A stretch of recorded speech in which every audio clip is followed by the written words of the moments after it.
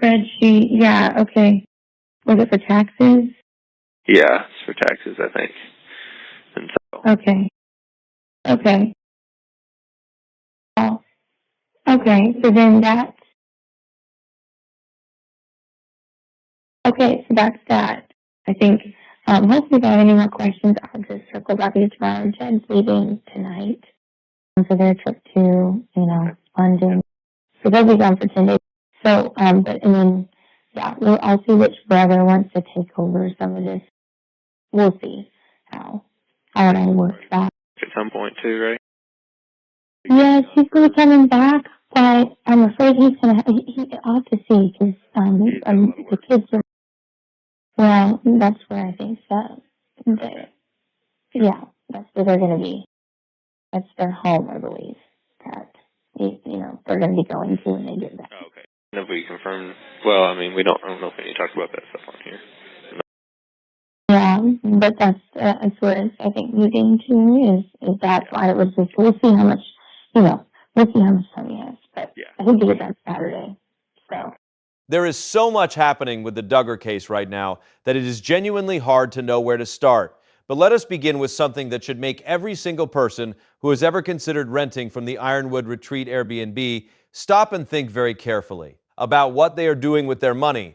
Because as of right now, that Airbnb listing, which was previously connected to Joseph and Kendra Duggar, has quietly had the names swapped out and now shows Jed and Jeremiah Duggar as the operators. And while that might look like a normal business transition on the surface, what it actually is a page directly out of the Duggar family playbook that they have been running for years. Because when one member of this family gets into legal trouble, the family immediately starts moving business names around so the public cannot connect their purchases and rentals to the person in trouble. And this is the same family where Jed Duggar sells on Facebook under the name Jed Roberts, Jeremiah Duggar sells under the name Jar Roberts, and Joy-Anna sells her items under the name Anna Martin. Fictitious names designed specifically to hide the Duggar brand from a local community that increasingly does not want to do business with them. So if you are in that area and you book the Ironwood Retreat, understand clearly that the money you are spending is going to Joseph Duggar, and you get to make your own decision about whether that is something you are comfortable with. Now let us get into the phone calls, because this is where this story gets deeply revealing about where Joseph and Kendra's heads are at right now,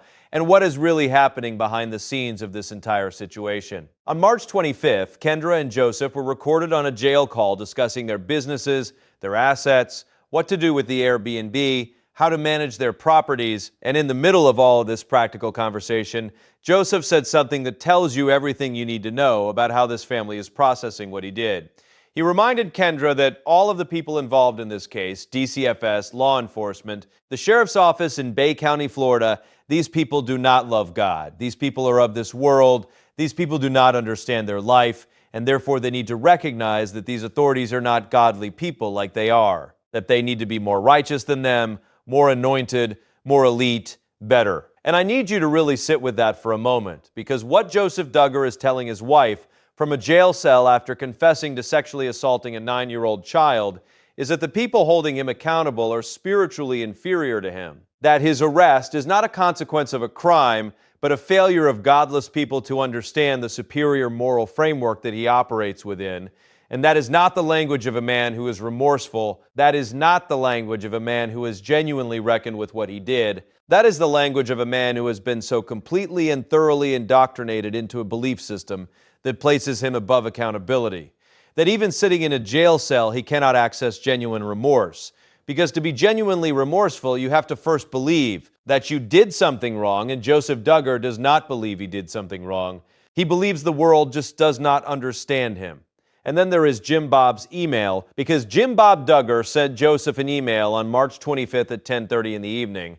And the contents of that email are extraordinary in what they reveal about how Jim Bob Duggar thinks and how he is processing his son's confession and arrest. He told Joseph that he was sorry for what he was going through, that he and Michelle loved him very much, that Joseph had made some terrible decisions, but that God had already forgiven him if he had asked, that it was ridiculous that Kendra had been arrested and charged, that the family had hired an attorney named Travis to help get Kendra's charges dropped, that the brothers had all stepped up to help with the business details, and then, and this is the part that reveals everything, he compared Joseph to David from the Bible, who royally messed up but repented and became a man after God's own heart, and compared him to Joseph from the Bible, who was in prison and made lemonade out of lemons, and told him that God was not finished with his life. And I want to be very clear about what Jim Bob Duggar just did in that email. He sexually assaulted a 9-year-old child, confessed to it on a recorded phone call, is sitting in a Florida jail facing a life felony, and his father's response is to tell him that God has already forgiven him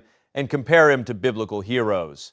There is no acknowledgement of the victim in that email. There is no mention of the 9-year-old girl whose life has been permanently altered. There is no expression of responsibility or accountability. There is only comfort, reassurance, and spiritual bypassing, using the language of faith to sidestep the reality of what his son did and the consequences the child will live with forever. And Joseph's response to that email was telling in its own way. He did not write Jim Bob back. He gave Austin a very short response. And when Kendra mentioned that Jim Bob had sent the email, Joseph's reaction was essentially to say they need to be careful about what they put in writing because everything is recorded, which tells you that Joseph understood the legal risk of those communications even while receiving spiritual comfort from his father, meaning he is operating simultaneously in two modes. The mode of a believer who sees himself as a persecuted Christian, and the mode of a defendant who understands that written evidence can be used against him in court. Now, let us talk about the children, because this is the part of this story that matters most and the part that is genuinely the most concerning. On that same March 25th call, Kendra mentioned to Joseph that she believed their children were going to be placed with Jason Duggar, Joseph's younger brother, and Jason's wife, Maddie. And I have to tell you, that information stopped me cold, because Jason Duggar is 25 years old, Maddie is 22 years old, they have never had children of their own, they have never been parents, and they grew up in the same household, under the same belief system, surrounded by the same people, and shaped by the same environment that produced Joseph Duggar and Josh Duggar.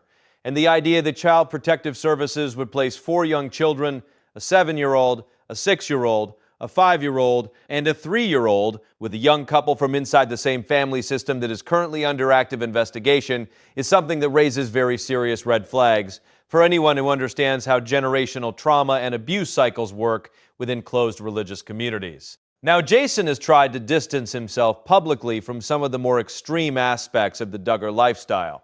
He married a woman outside the IBLP. They danced at their wedding. He presents himself as someone who has moved away from the strictest elements of how he was raised.